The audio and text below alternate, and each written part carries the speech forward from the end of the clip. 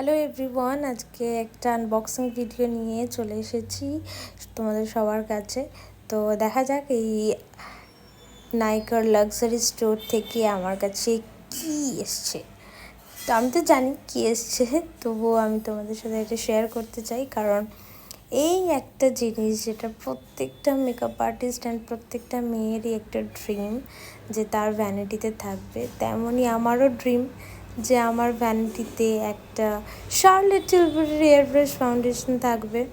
তো সেটা আমি অলরেডি হাতে পেয়ে গেছি অ্যান্ড দেখো এটার লুকসটা অসাধারণ, ভীষণ প্রিমিয়াম প্যাকেজিং, তার সাথে glass bottle and Assam packaging. আমার খুব ভালো লেগেছে প্যাকেজিংটা, অ্যান্ড ইউজ করে আপনাদের জানাবো।